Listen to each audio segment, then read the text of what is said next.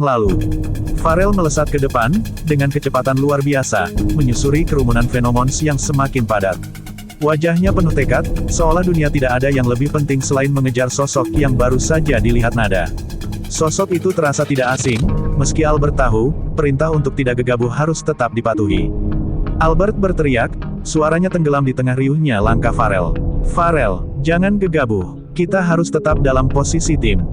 Namun, Farel tak memedulikan perintah itu, tubuhnya semakin menjauh, membelah kerumunan dengan penuh semangat. Tanpa pilihan lain, ia mengikuti Farel dengan cepat, berusaha mengejar sambil terus memanggilnya.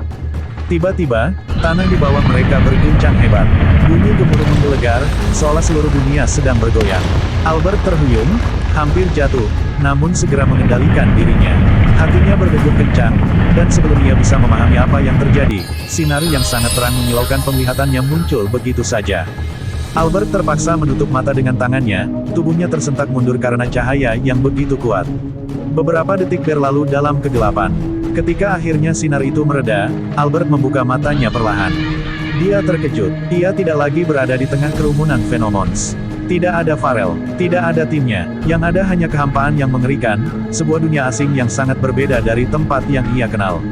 Tanah yang gersang, langit yang dipenuhi kabut gelap, dan udara yang terasa berat. Di mana, aku? Gumam Albert, kebingungannya meningkat. Dia mencoba menghubungi timnya, mengaktifkan alat komunikasi, namun sinyalnya sangat buruk. Hanya suara statis yang terdengar di perangkatnya. Sambil berusaha tetap tenang, ia menghubungi Seno. Ketua, bisa mendengarku? Ada masalah besar di sini. Namun, hanya suara desisan yang keluar. Signalnya hilang. Tak ada jawaban. Tiba-tiba, langkah berat terdengar di belakangnya. Albert menoleh dengan cepat, tubuhnya siap siaga. Dari dalam kabut gelap yang mencekam, sebuah sosok berjubah hitam muncul. Jubah lusuh itu berkibar pelan, disertai langkah yang menghantui.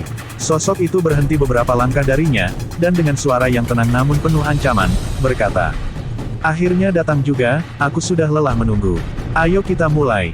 Mata Albert terbuka lebar, sesuatu yang sangat besar dan mengerikan sedang menunggunya.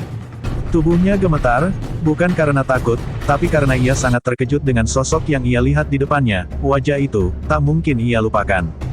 Orang itu adalah yang pernah ia cintai. Orang yang dulu ia peluk saat dunia runtuh, kini berdiri sebagai musuh. Tatapan itu kosong, tak ada cahaya, tak ada kenangan. "Kau, Sela."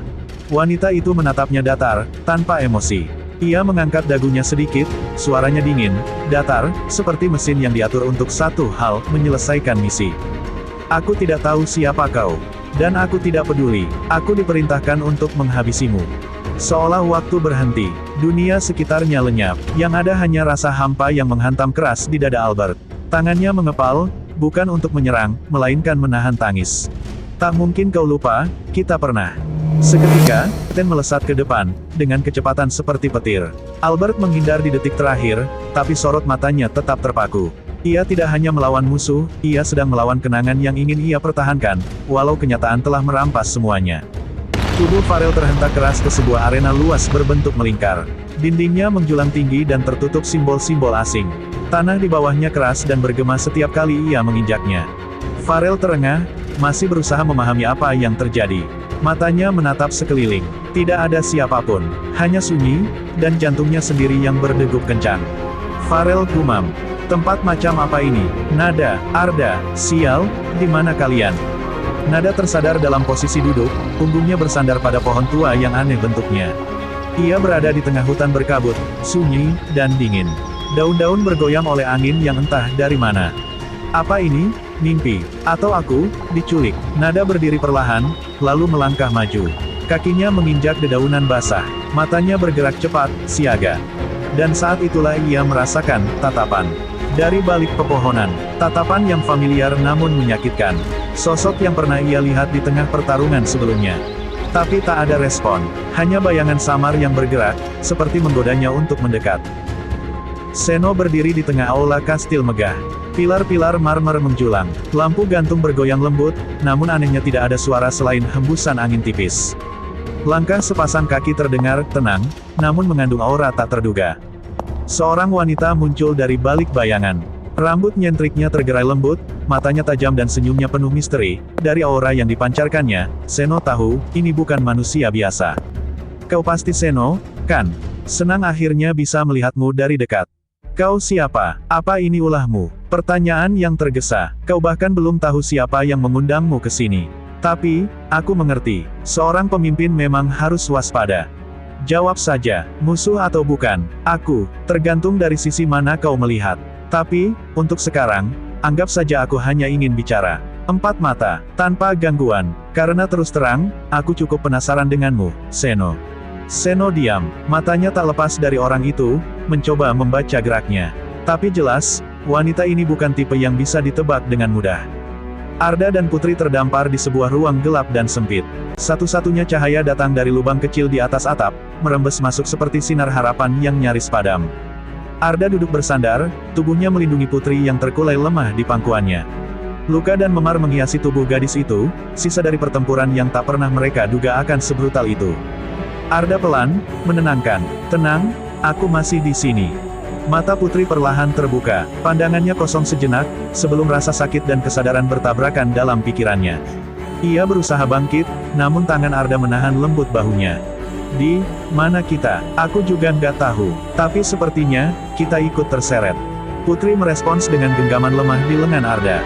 Matanya menyapu ruangan, mencoba memahami situasi. Ada ketakutan yang tersembunyi dalam tatapannya, bukan hanya karena tempat itu, tapi karena perasaan rapuh yang mulai muncul. Kau menyentuhku, saat gelombang itu terjadi, ya. Arda mengangguk, jujur, kau terluka, aku nggak sempat mikir apa-apa. Putri terdiam, matanya menunduk. Ada jeda yang cukup lama sebelum akhirnya ia berbisik, lebih kepada dirinya sendiri daripada kepada Arda.